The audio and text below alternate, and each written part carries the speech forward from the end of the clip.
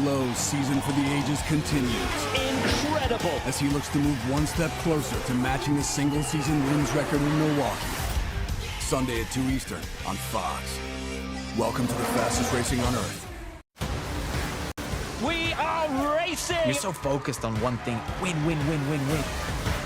It's kind of all coming together. There's been a lot of tough moments. Newgarden upside down. You okay?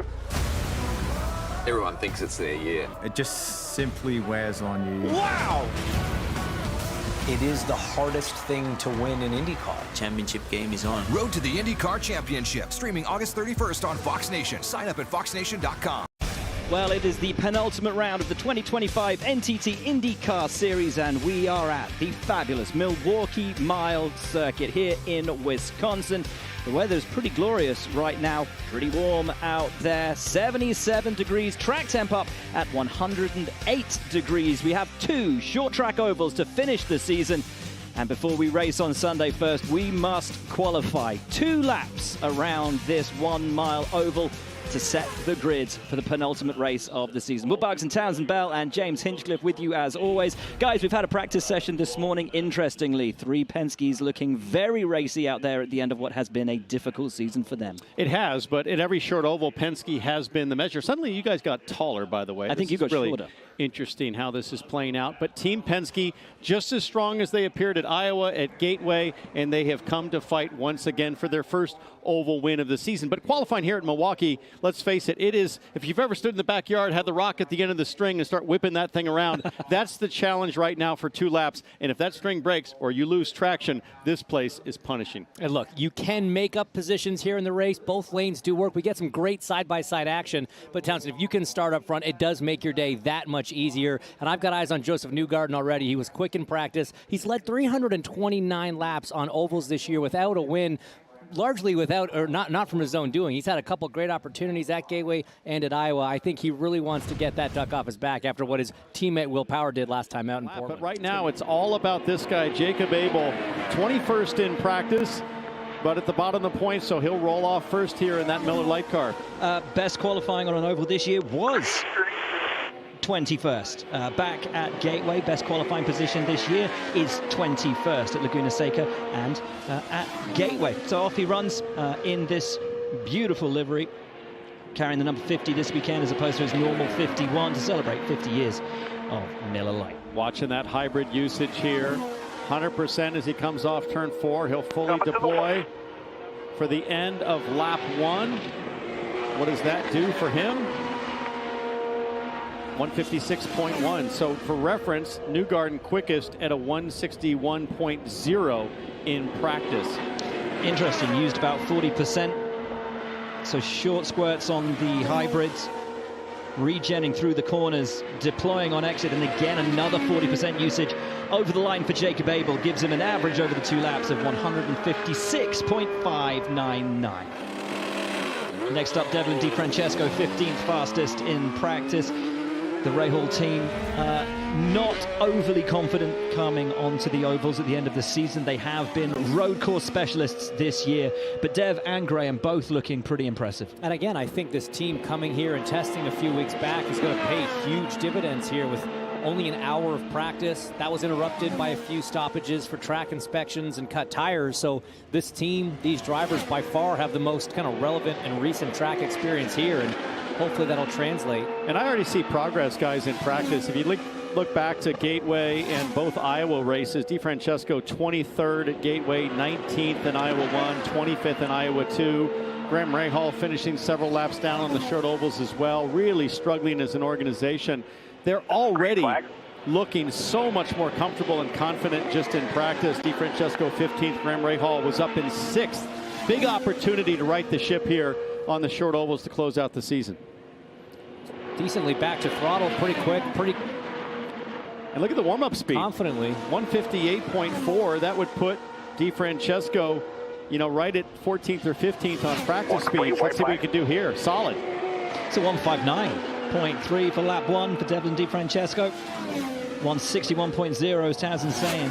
The best from Josef Newgarden just for the single lap in practice.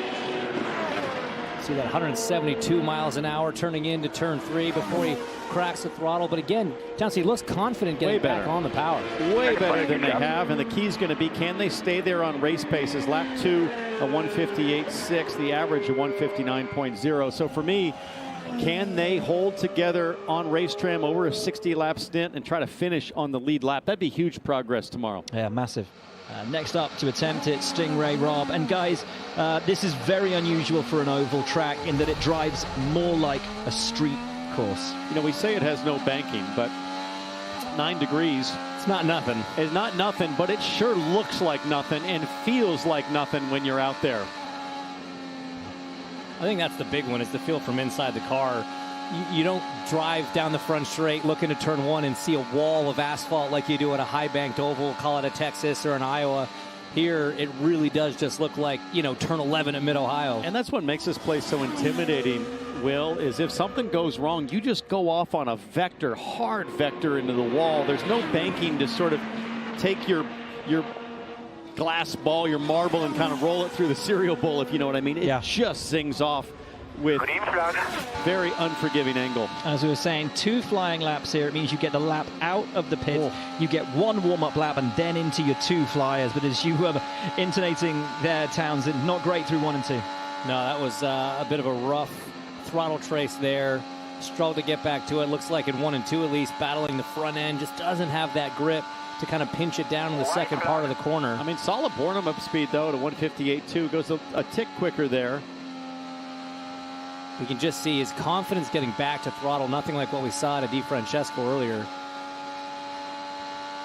So how much time will he bleed in the second lap? There's a 158 on the first. Needs to get above a 156.5 to out-qualify Jacob Abel. And for Stingray Rob, it is a 158.1 average. Robert Schwartzman out on track, the man who took pole position on his very first visit to an oval at the Indianapolis 500. Everyone was expecting him to really come into his own on street and road courses this year. It's actually been the ovals where he's fared the best. His 2 top 10 finishes have come on ovals at Gateway and Iowa. His pole position came at the Indianapolis 500. Sun popping out in full force here. I'm keeping an eye on track temp. It's up about 10 degrees over practice, and that's another challenge. Is a lot of the drivers will be reevaluating the feel here as the temperatures rise, and you see it in the throttle trace there as Schwartzman, a lot like what we saw from Stingray, chasing the throttle pedal, just not trusting the right rear on power down. Did you hear a bit of I think it was pinging off the rev limiter there. Getting the gearing right is such an important part of oval qualifying, using every inch of racetrack on the exit of 2. Looked a lot better, Will, at the exit of 2 than it did the first lap. He's struggling a little bit more at this end. Through the final corner then for Robert Schwartzman, 158.1 for the first lap. For the second, it is a 157.8. That moves him ahead of Abel, but not ahead of Stingray Rob. And that is not the kind of performance that we're used to seeing from Robert Schwartzman on the ovals this season. Fighting from his back foot to start here. Louis Foster in the 45 is going to have to recalibrate engine map settings for an engine replacement and try to calibrate himself to the track and conditions after missing basically all of practice. Guys, so often in IndyCar and so often this year, we've seen drivers coming into qualifying on an oval track having not had an immediate session beforehand in practice. Now, more often than not, that's been through a crash, an incident that they've had during that practice session.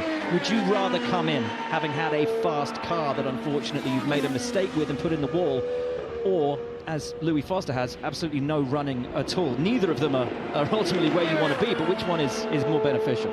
Before you crash, did you get 20 laps, 25 laps in? Let's say yes. Then yes, that's still what you want. You want to know relevant conditions. Drivers are really good at putting crashes out of their minds and forgetting that they made a mistake a few hours ago and moving on. 156 for the warm-up. You ever crashed at Milwaukee? I have, actually. I didn't love it, but I'm trying to wrap my head around choosing 50 G's instantaneous impact over an engine change, but I see your point. I can see it both ways. Give me the laps. I'll take the hit. 157.9. It's not a big first lap for Louis Foster. As we were saying, anything above P27 would be something of a result for him, given the day that he's had and the lack of running. 156.5 is the average of Jacob Abel that he's got to try and get ahead of on the average for the 2 laps. So Louis Foster keeping it out of the wall. And a 157.0 brings him down to 157.5 ahead of Jacob Abel. Callum Eilert out on track for Prema, and what a run of results this young man has had at the end of this season. While Robert Schwartzman started the top 10s and the best places with a 9th place, this guy has gone and done an 8th at Toronto, a 6th at Laguna Seca, a 6th at Portland. Incredibly, at Laguna Seca and Portland, started 24th in both, finished 6th in both. A pretty amazing run for this guy in the new Italian team, Prema Racing. And 153.8 for his warm-up lap is slow. But the back looks nervous there, James, as he exited 4. It looked like that right rear was starting to wander on him, and a lot of rear steer coming off the corner. This is horrible. Out of the throttle nice and early into turn 1, taking him a while to get back to full. Clearly not happy inside the number 90 machine, not giving him the feeling that he wants. And it's so easy to want to overstep and end up having a car in the wall, and that's worse than just starting a little bit further back. That looked grim for Callum Eilert. 156.4 is the slowest that we've seen so far today, and may be the slowest that we see all day. Next up, Nolan Siegel for Arrow McLaren out in the NTT Data car. Best qualifying on an oval this year was 8th at Iowa. He had to sit out the second race after a big crash during the first contest on the short track there. But back out now, turning left.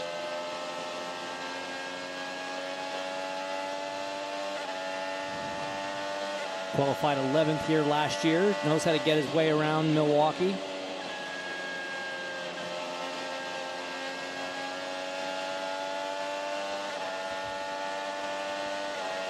See how busy the drivers are on the gears around here. Double downshift, double upshift. Nailing those upshifts is so important when you're talking about hundreds and thousandths of a second. Oh, a lot of limiter. But sometimes what the engineers find is that carrying a little bit of hard limiter, that sort of half second or so, still gives you more of an advantage in the acceleration getting there than it does from the kind of falling of the pace. But it's so disruptive when that hard limiter comes on just as you're trying to be as smooth and precise as possible. When you get in the limiter on corner turning, it can really throw you off. And frankly, the pitch of the car is also, in a very small way, pitching on and off on the limiter. And we talked about that tailwind into turn 1. That's why you're hearing that limiter down into 1, but not into 3. Headwind, of course, into turn 3. So Siegel comes to complete the lap, and it will place him second. So DiFrancesco, the fastest from the first group. Marcus Ericsson in a new livery this weekend, out on track in the 28 car. Tough season for the Swede, 20th as it stands in the standings. But, I mean, phenomenal result at the Indy 500 before he was eliminated from the results for a technical infringement on the car. Loves his oval running, loves his oval racing. Of course, a winner of the Indianapolis 500. Green flag to start his 2-lap run for Marcus Ericsson, but that first lap at 149.7, desperately slow. I don't know, though. This might be a really good strategy, which is to save those Firestones for one end of the track. A lot of, I'd say 8 out of 10 drivers so far seem to be slower on their second lap than their first. So this could be strategically focused here. Let's see. 59.6. Good. Really good first lap. Maybe that's it. You take the learnings from the first group. Do not push too hard on those opening couple of laps. Save it all for these two. Still a fraction slower than what we saw out of him on practice. In the second lap, not quite tracking as quick as the number 30 on the entry to 3, but catching him back up on the exit. Catching on exit. 59.0 is the time to beat. It's a 59.087 by the scantest of margins. Ericsson takes over at the top of the timing sheet. Now, this guy, Connor Daly, 3rd fastest in practice this morning. one of the 4 drivers, along with David Malukas, Christian Rasmussen and Santino Ferrucci, that we always come to expect special things from on ovals. He has 2 opportunities to pull out a headline result at the end of this season. He has looked phenomenal on ovals. He has already looked phenomenal today. And as he winds it up, Hinch, Connor Daly, hoping to end his season on a high. Yeah, absolutely. P3 in practice. He was 3rd here in the race last year, I believe race 1. Great podium for JHR. This is Connor Daly's bread and butter. This is what he loves. This is what he's so good at. And whether it's, getting a lap in practice, it's not like he's bad at qualifying either. He just knows how to get around a short oval. 129 career starts with no wins. That is the most of any driver on the grid. How dearly he would love it to be here on this weekend, on this track that he loves. And 160.484 is a massive lap to start. And that compares very favorably to Connor Daly's 160.4 in practice. So very consistent. He looks aggressive, especially down here, running higher than just about anybody we've seen and hard on the throttle early off 4. 59.0 to beat. 59.0 he does beat. It's a 160.181. Connor Daly goes to P1. Nicely done. And Josef Newgarden, not used to going out this early. Of course, it's reverse championship order. And this is the guy who is the oval specialist. 8 of his last wins have come on ovals, and he probably should have added a couple more this season were it not for some terrible luck. 329 laps led on ovals this season for Josef Newgarden, but nothing to show for it. 161 flat was his best lap time. Whoa, you see the back of that car, G-Bell? Wiggling. I would expect. Think about your tools. Yeah, think about your tools. That's what I'd be saying if I was on the stand. Did they say white flag or green flag? Green flag. Okay. Whoa, big moment there. Let's see if he makes an adjustment here on the back straight. Yeah, quick on the front roll bar. Stiffen that baby up and try to prop the front end up if it's loose. He's out of the throttle a little earlier than I was expecting, but look at those corrections. Those white gloves working hard, Townsend. That's not awesome. But the roll bar worked. It looked like maybe a weight jacker adjustment as well. So the hands going fast and furious there. 160.1 for lap 1 is slower than Daly's first lap, and is pretty much on pace with Daly's average for the 2. What will the drop-off be from Newgarden? Can he find some extra pace and take that P1 away from Connor Daly? See that Connor's line was just a little bit higher through turn 4, but Newgarden good enough was absolutely hanging on to it, and it is good enough to go to the top.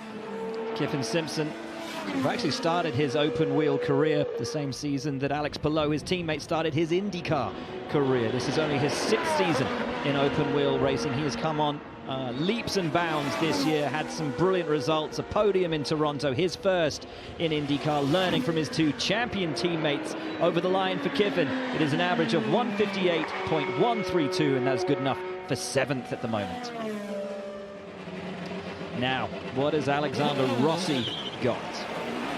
Felt like a big step forward for Alexander last time out, but we're back on the kind of tracks that ECR really come into their own. Yeah, he had great starts here in the 2 races last year. 4.5 is his average start position here, 6.5 average finish. So a great track overall for Alex. Look, only come here the 1 year, double header races last season, but he was up there mixing it up with the leaders. And this could be a place we see a lot of pace from him. Been very consistent on the short ovals this year at Gateway, qualified 12th, 13th at Iowa 1, and 14th at Iowa 2 as he gets that rear end dancing through the middle of 1 and 2 on his warm-up lap.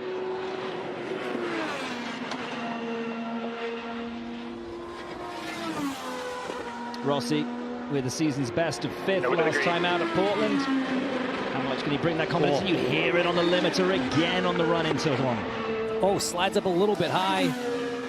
Manages to hang on to it, keeps his foot buried. 175, 176 into turn 3. That's a big number.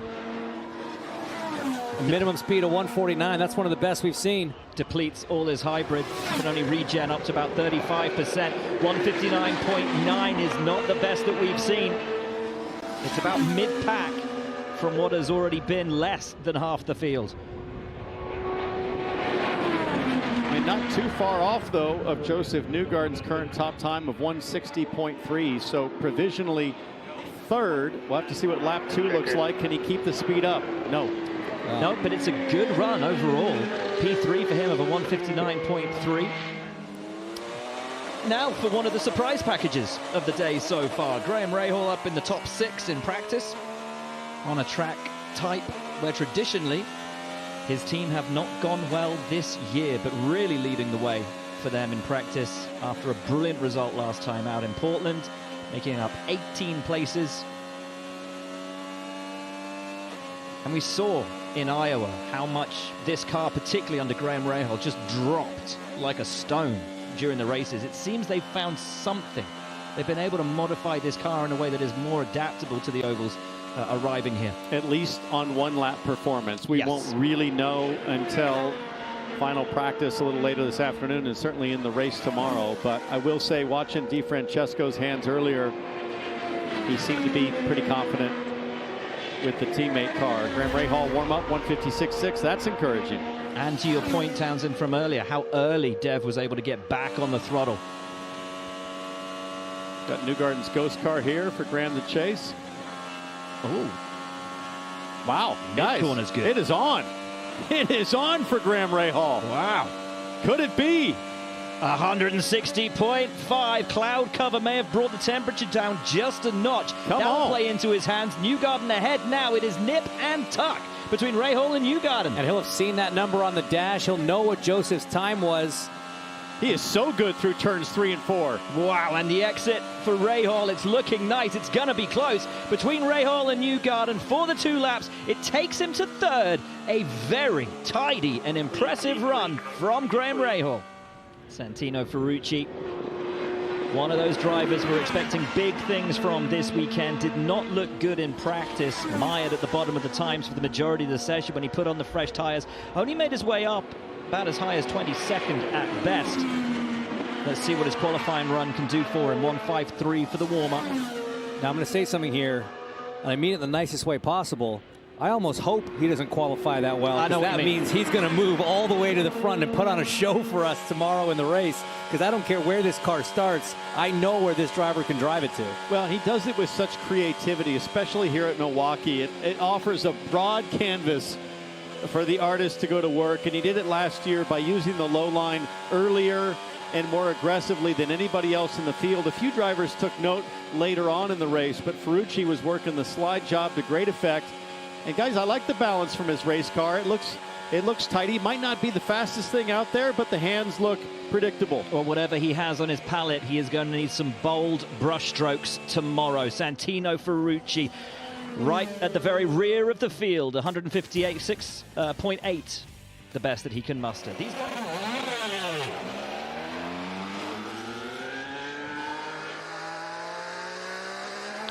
Welcome back to Milwaukee. Christian Rasmussen leaving pit lane in the Splendor Stavia Chevrolet. Kind of a lime green accent on the car this weekend. It'll certainly make him more visible in people's mirrors as he's coming through, like a warning sign for them. I think at this point in the season, all you need to hear is Rasmussen or 21, and stay out of his way. The audible visibility becomes apparent. Just the reputation that this guy has on the track for being so aggressive and getting away with it, frankly, more times than not. That's been the surprising bit to me, is that he has had so many crash or near crashes that he's driven away from, especially on the ovals. He is fun to watch. And like Ferrucci, a driver who makes positions up. 56 positions gained over the Indy 500 at Gateway and the 2 Iowa races. And in qualifying, he is on par with Josef Newgarden. Nice run off of 4, neck and neck with the Penske driver, just a little bit ahead. That's going to be a nice 160 in that first lap. But let's not forget, Newgarden's first lap wasn't brilliant. It was the second when Newgarden made the difference and improved his pace. Yeah, he went about 3/10, almost 4/10 of a mile an hour faster on lap 2. He's looking good there, coming off of 4. Looked like Rasmussen learning a little bit of that Connor Daly line, and lap 2 pretty solid. Up to P3. Now Rinus VeeKay, his teammate Jacob Abel, currently down in P14, but VeeKay himself was P4 in practice. What a season. What a season so far for Rinus VeeKay. Top 10s for Coyne from the very first race, impressing with every passing weekend. Hinch, do you like the look of this? That was an aggressive turn into one. The back of the car was stable. The front of the car responded. That looked really, really comfortable for Rinus VeeKay. Dale Coyne Racing was the only other team that came here and tested. So it was RLL, DCR, 5 cars in total. It worked in practice. What does he have so far in qualifying? Not quite there. Not too bad. 9.7. Not too bad if he can stay consistent. Gets back to full throttle awfully early off of turn 2. And as much as we talk about where will Power go next year, this is probably number 2 on the list of free agents. What will Rinus VeeKay do? A great qualifying performance here could matter a lot. Nice job. It's a 159.5. He goes into 5th. Next up, Scotty Mack. Soncio livery on board the 3 car this weekend. Feeling confident after practice. One of your race winners from the Milwaukee doubleheader last year after a great battle late in the race with Colton Herta. After practice, he was talking about his long run pace, guys, more than his qualifying and single lap pace. So I don't think he's too fussed about where he ends up. Sure, you're going to want to start up front, always makes your job easier, but he's definitely confident he can have a good race car. He seemed to be the only guy that we interviewed after practice where that was his immediate focus. That's what he went to right away. And to me, that says a lot about maturity, experience in this series, and understanding that the last 20 laps of a stint going to be far more important than the first 20 laps in the race. Hinch, you're dancing around in the announce booth. You've got your elbows out. How much is that reflective of the way in which McLaughlin's got to drive this car right now? Yeah, even just coming to the green flag there, you can see off of 4, it was dancing around a bit. 175 miles an hour into 3. Only Rossi had a quicker top speed, but his minimum there was pretty solid. He's just working that front roll bar, Will. That's for turn massive. 162.1 for the first lap for Scott McLaughlin. That is huge. Working the controls to great effect. Watch that front hand. Right hand goes down, stiffens the front bar. He's working it at every end of the track. Guys, that is masterful. Absolute statement right now from McLaughlin. Newgarden looks on helplessly. Nothing he can do. Nice job, man. And for Scott McLaughlin, it is P1 by a massive 1.4 miles an hour. Right now, P1. Excellent run. Excellent run, man. Last time we were on an oval, this young man qualified 3rd in Iowa race 2. His improvement from the 1st to 2nd lap took him from P10 for race 1 to P3 for race 2. So he knows how to pull out that 2nd lap, how to improve that pace.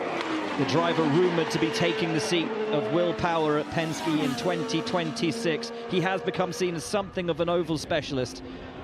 And my word, he gets so racy and looks so good in qualifying. 159.2 is his warm-up speed. But chasing it big time, Will. Big slide through the middle of 3 and 4 to get up the track, but it's fast. Wow, 162.5 for the first lap for David Malukas. Can he improve on this lap? Can he hold it steady?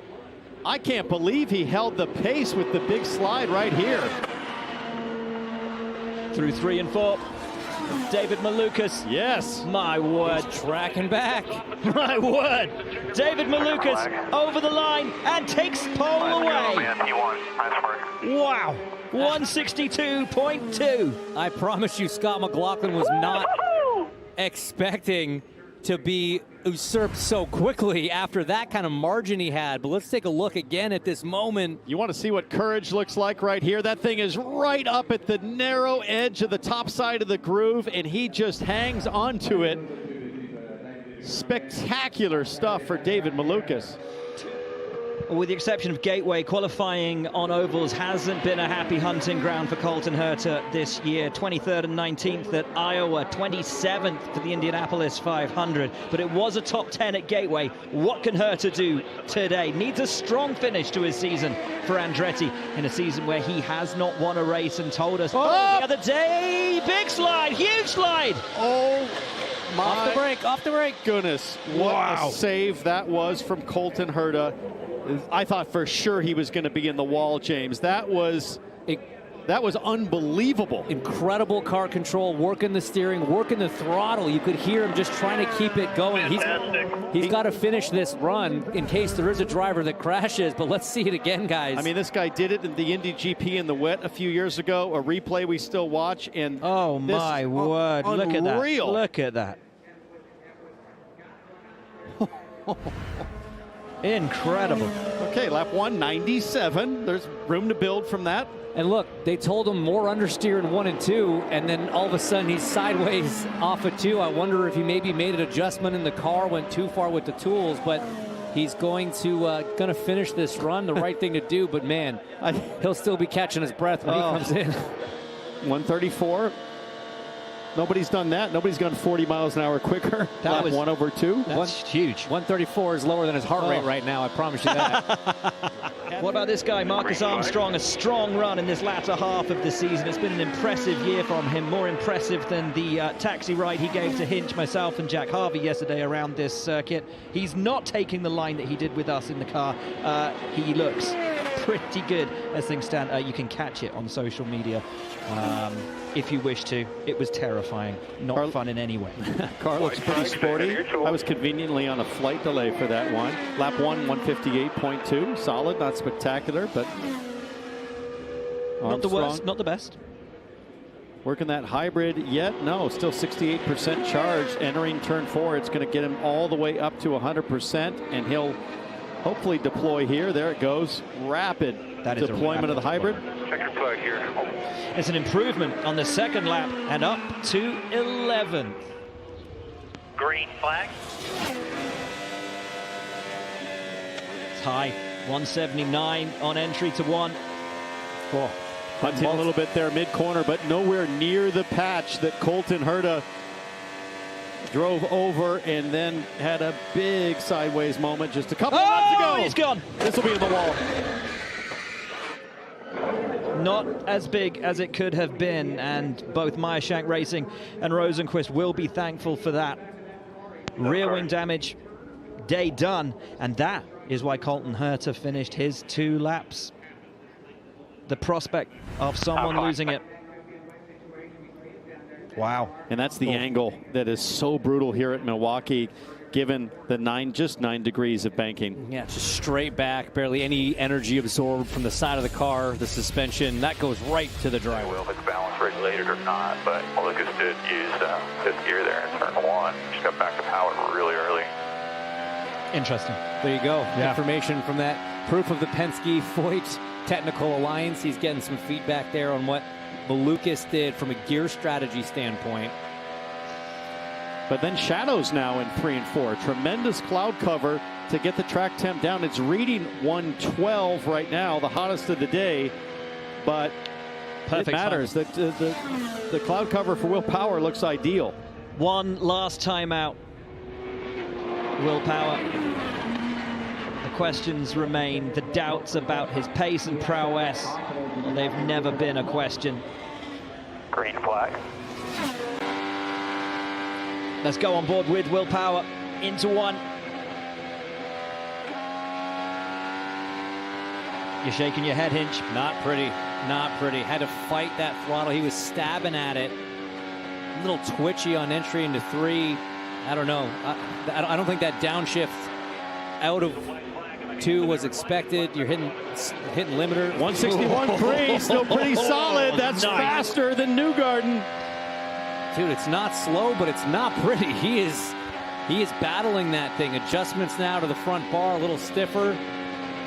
That's going to make the front end a little bit more numb. Try to move the grip more towards the rear. Where will this place him in comparison to his teammates and in comparison to Malukas? It's P3 for Power. McLaughlin stays second. Critically, Malukas stays first. So it's a Penske 2, 3, 4. 3 Hondas. Kirkwood, Dixon, and Palou. Green flag, all on Kyle Kirkwood. He's going all the way down to that patch and then some. That's the one that Herta said sort of upset the car. The line that Ericsson was using, he's making it work. See if it's quick or not. He's much lower in 3 and 4. Pretty low in 3 and 4 too, but that might just be what the setup wants, and you're sort of stuck. Couldn't really make spring changes or geometry changes after watching Herta and Ericsson Kirkwood hangs on over the patch there in turn 2. Quicker than Newgarden, good enough for 4th as it stands for Kyle Kirkwood. Can he get amongst the Penskes? Can he get amongst the Chevys? It's a great run. Relative to his teammates, an awesome run for Kirkwood. Decent through the final corner, over the line for Kirkwood, and it is up into the top 4. That's P4 right now. Deposes Newgarden, gets amongst it, a 160.353, the average over the 2 laps. So this will be interesting. Christian Lundgaard all the way down in 18th in practice. His teammate Pato O'Ward was 10th. His other teammate Nolan Siegel sits all the way down in 14th right now. So I'm not sure what we can expect here. Last 2 races, he's qualified 7th. Last 2 races, he's finished 2nd. But average starts on ovals so far this year, 21.7. Not great. So oval qualifying far from the strength of the 7 crew this year. Oval racing far from their strength this year as well. Yeah, 16th or 16.0 average. I just don't think he's reached the phase yet in his IndyCar career, again with 0 oval background prior to coming into this series. All road and street circuits, largely road courses only. I just don't think he's gotten in the phase, James, in the process where he loves oval racing. Let's take a look. What's he learned? Bit more of a Kyle Kirkwood line, using more of that first lane, that darker asphalt. Only 172 is what I saw top speed there. Just hunting on the throttle a little bit off of 4. It's a 159.0 for lap 1. It's good enough for row 7, but nowhere near what Kirkwood was running.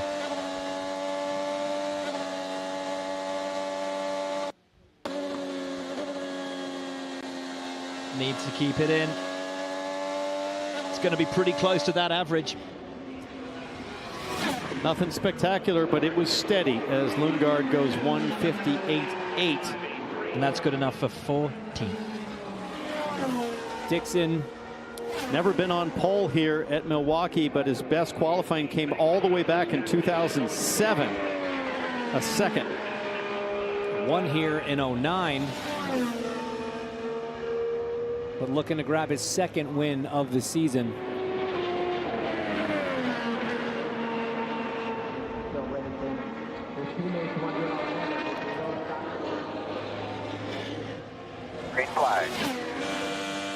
It's been a pretty quiet and consistent season for Scott Dixon, plugging away and getting the job done. I like that. That looked good. Looked very solid. I like the line. Carried throttle decently far into turn 1, 175 miles an hour into 3. That's pretty stout as well. No adjustments on the bars on that first lap, perhaps the weight jacker. There's a slow warm-up lap, so maybe he took care of those tires. Yeah, there we go. 161.2 for lap 1. Back on board with Scott Dixon. Can he find something to take this fight to Malukas? Look at the advantage Malukas has, but Dixon is coming for him. 146 mile an hour minimum speed in 3 and 4. I'm not sure if it's enough to catch Malukas. But very consistent. Great run from Dixon. Well done there, Scott. Currently P3. Pato O'Ward still hasn't locked 2nd in the championship up just yet. That is his goal. Taking pole would be a step towards that. Hey, Pato, just a quick update. So Pro spun turn 3, getting back to power. He was in 4th gear and on the black. He started from the pole twice this year, once at Thermal Club, once in Portland by way of his teammate Christian Lundgaard's penalty. Indy 500, qualified 3rd. Gateway, qualified 3rd.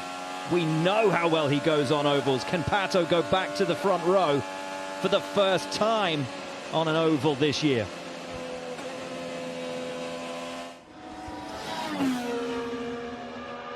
How does he temper this warm-up lap? Yeah, you saw that slower warm-up lap from Dixon around the 150 mark. We've seen a lot of drivers in the 155 to 157 range. And Dixon still didn't go quicker on lap 2, still lost about 0.6 of a mile an hour. So again, a 157 warm-up lap from Pato, 142 minimum speed. So it's a faster warm-up.